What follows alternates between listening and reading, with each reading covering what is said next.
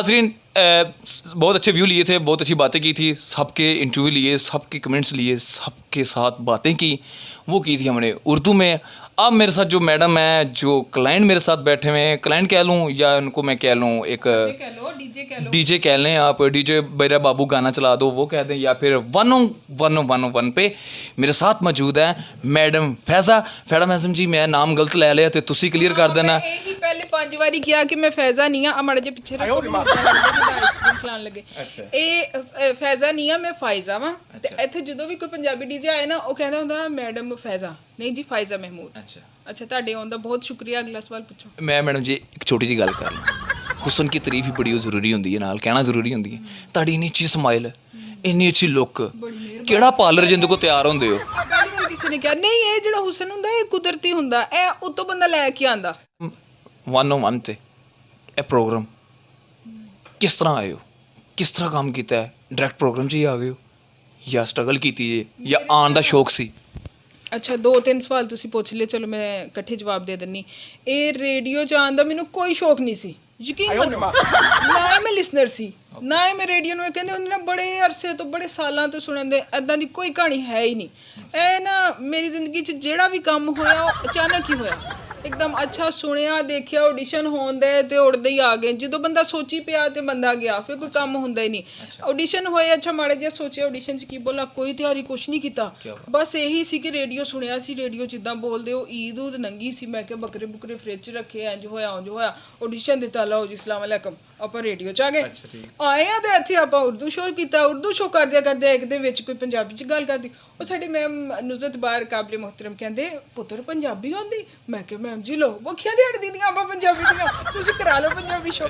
Punjabi show ਉੱਥੋਂ ਸ਼ੁਰੂ ਹੋ ਗਿਆ ਬਸ। ਅੱਛਾ ਮੈਡਮ ਬੱਕਰੀਆਂ ਦੀ ਤੁਸੀਂ ਗੱਲ ਕੀਤੀ ਸੀ, ਖੱਲਾਂ ਵੀ ਲੈ ਲੈਂਦੇ? ਨਹੀਂ ਖੱਲਾਂ ਤਾਂ ਹਲੇ ਰੱਖਦੇ, ਠੰਡ 'ਚ ਕੰਮ ਆਉਂਦੀਆਂ, ਕੋਟੀਆਂ ਕੁੱਟੀਆਂ ਬਣਾਉਣ ਲਈ ਤੁਹਾਡੇ ਲਈ। ਅੱਜ ਤੁਸੀਂ ਇੱਕ ਸਾਲਵੀਂ ਸਾਲਗਿਰਾ ਹੋਈ ਹੈ ਤਾਂ ਉਹਦੇ ਮੌਕੇ ਦੇ ਹਵਾਲੇ ਕੋਈ ਗੱਲਬਾਤ ਕੋਈ? ਉਹਦੇ ਹਵਾਲੇ ਨਾਲ ਇਹੀ ਕਵਾਂਗੇ ਕਿ ਰੇਡੀਓ ਦੀ ਜਿਹੜੀ ਆਵਾਜ਼ ਆ ਨਾ, ਇਹਦੀ ਆਵਾਜ਼ ਤੋਂ ਹੀ ਪਹਿਚਾਨ ਆ ਸਾਡੀ। ਤੇ 93 ਹੋਏ 101 ਹੋਏ, ਇੱਕ ਹੀ ਬਿਲਡਿੰਗ 'ਚ ਦੋਨੀ ਹੈ ਵਾ ਰੇਡੀਓ ਸਟੇਸ਼ਨ। ਹਾਂ ਇੱਕ ਹੀ ਘਰ ਸਮਝੇ ਜਾਂਦੇ। ਤੇ ਇਹ ਉਦੋਂ ਤੱਕ ਨਹੀਂ ਚੱਲਦਾ ਜਦੋਂ ਤੱਕ ਲਿਸਨਰ ਸਾਡੇ ਨਾਲ ਨਾ ਹੋਣ। ਹੁਣ ਲਿਸਨਰ ਸਾਡੇ ਲਈ ਬਹੁਤ ਜ਼ਰੂਰੀ ਆ। ਹੁਣ 41ਵੀਂ ਸਾਲਗਿਰਾ ਤੇ ਮੈਂ ਸਾਰਿਆਂ ਨੂੰ ਮੁਬਾਰਕਬਾਦ ਪੇਸ਼ ਕਰਾਂਗੀ, ਖਾਸ ਤੌਰ ਤੇ ਆਪਣੇ ਸੁਣਨ ਵਾਲਿਆਂ ਨੂੰ ਜਿਹੜੇ ਲਿਸਨਰ ਸਨ। ਅੱਛਾ ਮੈਡਮ ਜੀ ਕਦੀ ਲੇਟ ਹੋ ਗਏ ਹੋ FM ਤੇ? ਹੋ ਹੀ ਨਹੀਂ ਸਕਦਾ, ਮੈਂ ਕਿਹਾ ਸਵਾਲ ਹੀ ਨਹੀਂ ਪੈਦਾ ਹੋਇਆ। ਇੱਕ ਸਕਿੰਟ ਵੀ ਲੇਟ ਹੋਏ ਹੋ ਨਾ ਜੀ ਨਾ। ਜਿਹੜਾ ਲੇਟ ਹੁੰਦਾ ਹੋਇਆ ਉਹਨੂੰ ਬਾਹਰ, ਗੇਟੋਂ ਬਾਹਰ। ਆਪਾਂ ਲੇਟ ਨਹੀਂ ਹੋਏ। ਅੱਛਾ ਮੈਡਮ ਕਿਸੇ ਨੇ ਮਸ਼ਵਰਾ ਕੀਤਾ ਹੋਏ, ਆਪਣੀ ਫਰੈਂਡ ਨੇ ਜਾਂ ਕਲੀਗ ਨੇ ਜਾਂ ਰਿਲੇਟਿਵਸ ਦੇ ਵਿੱਚ ਕਿਹਾ ਹੋਏ ਕਿ ਕੰਮ ਛੱਡ ਦੇ, ਕਿਹੜੇ ਕੰਮਾਂ 'ਚ ਪਈ ਹੈ ਤੈਨੂੰ 24 ਘੰਟੇ ਬਸ? ਮੈਂ ਉਹਨੂੰ ਐਸੀਆਂ ਸੁਣਾਈਆਂ, ਮੈਂ ਕਿਹਾ ਜਿੱਦਾਂ ਮੈਂ ਰੇਡੀਓ 'ਚ ਬੋਲਦੀ ਨਾ ਇੱਦਾਂ ਮੈਨੂੰ ਬੋਲ ਕੇ ਸੁਣਾ, ਬੋਲ ਕੇ ਦਿਖਾ, ਤੂੰ ਬੋਲ ਸਕਦੀ। ਉਹਨੇ ਤੁਮਕੋ ਮੁਝਕੋ 2 ਕਮੈਂਟ ਕੀਤਾ, ਉਹ ਤੋਂ ਬਾਅਦ ਉਹਨੂੰ ਗੱਲ ਨਹੀਂ ਆਈ। ਮੈਂ ਕਿਹਾ ਲੈ ਤੂੰ ਮੈਨੂੰ ਕਹਿੰਦੀ ਰੇਡੀਓ ਛੱਡ ਦੇ, ਰੇਡੀਓ 'ਚ ਜਾ ਕੇ ਬਹਿ ਕੇ ਬੋਲਣਾ, ਉੱਥੇ ਜਾਣਾ ਬੜੀ ਵੱਡੀ ਗੱਲ ਆ। ਉਹ ਤੋਂ ਬਾਅਦ ਨਹੀਂ ਉਹ ਕਿਸੇ ਨੇ ਕਿਹਾ ਮੈਨੂੰ, ਬਸ ਇੱਕੋ ਵਾਰੀ ਕਿਹਾ ਸੀ। ਅੱਛਾ ਕਿਸੇ ਨੇ ਇਹ ਨਹੀਂ ਕਿਹਾ ਕਿ ਕੰਮ ਛੱਡ ਦੇ, ਕੋਈ ਕਾਰੋਬਾਰ ਕਰ ਲੈਣੇ, ਕੋਈ ਬੁਟੀਕ ਖੋਲ ਲੈਣੇ, ਕੋਈ ਆਪਣਾ ਪਾਰਲਰ ਖੋਲ ਲੈਣੇ? ਤੁਸੀਂ ਇਨ ਸ਼ੋਰਟ ਪੁੱਛਣਾ ਚਾਹ ਰਹੇ ਕਿ ਐਸਾ ਕੰਮ ਕਰੋ ਜਿਸ 'ਚ ਤੁਹਾਨੂੰ ਜ਼ਰਾ ਰੁਪਈਏ ਹੋਣ। ਹਰ ਚੀਜ਼ ਰੁਪਈਆਂ ਨਾਲ ਨਹੀਂ ਚੱਲਦੀ। ਇੱਥੇ ਹੁਣ ਅਸੀਂ ਆਈਦਾ, ਪੁੱਛ ਲਓ ਮੇਰੀ ਕੁਲੀਗ ਇੱਥੇ ਬੈਠੀ ਆ, ਚਲੋ ਹੁਣ ਨਾ ਪੁੱਛੋ ਇਹਨਾਂ ਕੋ ਕਿ ਇੱਥੇ ਨਾ ਜਦੋਂ ਅਸੀਂ ਰੇਡੀਓ ਆਏ ਆ ਨਾ, ਰੇਡੀਓ ਨਾਲ ਐਸੀ ਅਟੈਚਮੈਂਟ ਹੋ ਗਈ, ਪੰਜਾਬੀ 'ਚ ਉਹਨੂੰ ਕੀ ਕਹਿੰਦੇ ਕਿ ਦਿਲੀ ਲਗਾਓ ਜਿਹਾ ਹੋ ਗਿਆ, ਮੁਹੱਬਤ ਕਹਿ ਲਓ।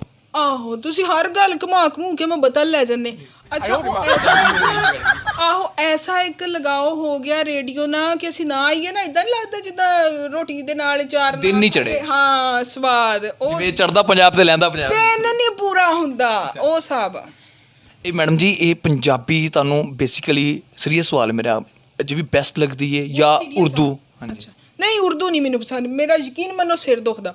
ਮੈਨੂੰ ਕੋਈ ਉਰਦੂ 'ਚ ਸਵਾਲ ਪੁੱਛ ਲੈਣਾ, ਮੈਂ ਸਭ ਤੋਂ ਪਹਿਲੇ ਪੁੱਛਦੀ ਪੰਜਾਬੀ ਆਂਦੀ?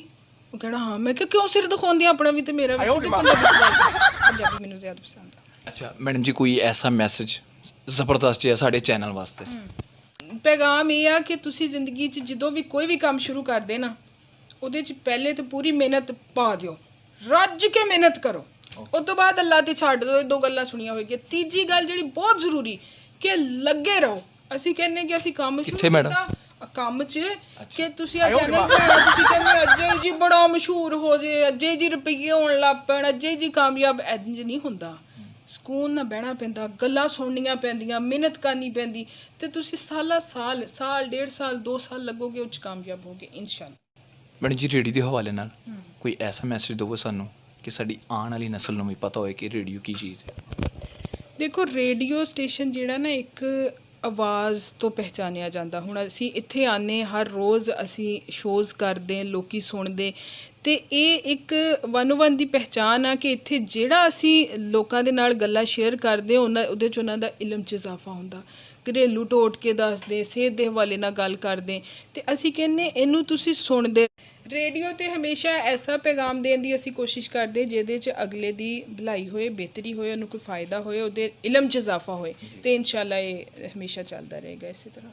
ਅੱਛਾ ਮੈਡਮ ਜੀ, ਇਹ ਯੂਥ ਨਸਲ ਅੱਜ ਕੱਲ੍ਹ ਬਹੁਤ ਜ਼ਿਆਦਾ ਰਿਲੇਟਿਵਸ ਦੇ ਹੋ ਗਏ, ਫਰੈਂਡਸ ਹੋ ਗਏ, ਪੇਰੈਂਟਸ ਹੋ ਗਏ, ਬੜੇ ਤੰਗ ਕਰ ਰਹੇ ਨੇ ਬੱਚਿਆਂ ਨੂੰ। ਔਰ ਜਿਸ ਤਰ੍ਹਾਂ ਚੜ੍ਹਦੀ ਜਵਾਨੀ ਨੂੰ ਕਹਿ ਲਓ ਕਿ ਬੱਚੇ ਬਹੁਤ ਤੰਗ ਕਰਦੇ, ਡਿਸਟਰਬਿੰਗ ਦਾ ਮਾਹੌਲ ਬਣਦਾ ਹੈ। ਤਲੀਮ ਦੇ ਹਵਾਲੇ ਨਾਲ ਵੀ ਉਹਨਾਂ ਅੱਗੇ ਬੜੀ ਮੁਸ਼ਕਲਾਤਾਂ ਆਉਂਦੀਆਂ। ਉਹਨਾਂ ਵਾਲੇ ਕੋਈ ਇੱਕ ਮੈਸੇਜ ਹੋ ਜਾਏ, ਕਿਉਂਕਿ ਜ਼ਰੀ ਗੱਲ ਇਹ ਆਪਣੇ ਪਾਕਿਸਤਾਨ ਨੂੰ ਅੱਗੇ ਵਧਾਉਣ ਵਾਸਤੇ ਯੂਥ ਨਸਲ ਦਾ ਹੀ ਸਾਰਾ ਹੁੰਦਾ ਹੈ। ਤੁਸੀਂ ਇਹ ਪੁੱਛਣਾ ਚਾਹ ਰਹੇ ਕਿ ਜਿਹੜੇ ਨੌਜਵਾਨ ਤਾਲੀਮ ਹਾਸਲ ਨਹੀਂ ਕਰਦੇ ਜਾਂ ਦੂਸਰੇ, ਦੇਖੋ ਅਸੀਂ ਹਮੇਸ਼ਾ ਗੱਲ ਕਰਦੇ ਹਾਂ, ਕਹਿੰਦੇ ਕਿ ਇੱਕ ਜ਼ਮਾਨਾ ਸੀ ਉਹ ਬੜਾ ਚੰਗਾ ਸੀ, ਉਹਦੇ 'ਚ ਇਹ ਚੀਜ਼ਾਂ ਸੀ, ਉਹ ਚੀਜ਼ਾਂ ਸੀ, ਲੇਕਿਨ ਹਰ ਚੀਜ਼ ਜ਼ਮਾਨੇ ਦੇ ਲਿਹਾਜ਼ ਨਾਲ ਬਦਲਦੀ ਰਹਿੰਦੀ। ਅਸੀਂ ਹੁਣ ਕਵਾਂਗੇ ਟੈਕਨੋਲੋਜੀ ਆ ਗਈ, ਸੋਸ਼ਲ ਮੀਡੀਆ ਆ ਗਿਆ, ਨੌਜਵਾਨ ਨਸਲ ਜਿਹੜੀ ਇਹ ਪੜ੍ਹਾਈ ਵੱਲੋਂ ਹਟ ਕੇ ਇੱਧਰ ਜਾਂਦੀ, ਲੇਕਿਨ ਦੇਖੋ ਸੋਸ਼ਲ ਮੀਡੀਆ ਦੇ ਵੀ ਫਾਇਦੇ ਨੁਕਸਾਨ ਹਰ ਜਗ੍ਹਾ ਹੈਗੇ। ਅੱਜ ਤੋਂ 5 ਸਾਲ ਪਿੱਛੇ ਜਾਓ, ਉਦੋਂ ਵੀ ਹਰ ਚੀਜ਼ ਦੇ ਫਾਇਦੇ ਨੁਕਸਾਨ ਹੈ ਸੀ। ਅਸੀਂ ਇਹ ਨਹੀਂ ਕਵਾਂਗੇ ਉਹ ਬੜਾ ਵਧੀਆ ਜ਼ਮਾਨਾ ਸੀ, ਸਾਰਾ ਕੁਝ ਅੱਛਾ ਸੀ, ਲੇਕਿਨ ਐਸੇ ਜ਼ਮਾਨੇ 'ਚ ਰਹਿੰਦਿਆਂ ਹੋਇਆ ਤੁਸੀਂ ਇਹ ਦੇਖੋ ਤੁਹਾਡੇ ਕੋਲ ਸਹੂਲੀਅਤ ਕਿੰਨੀਆਂ ਆ ਗਈਆਂ। ਹਰ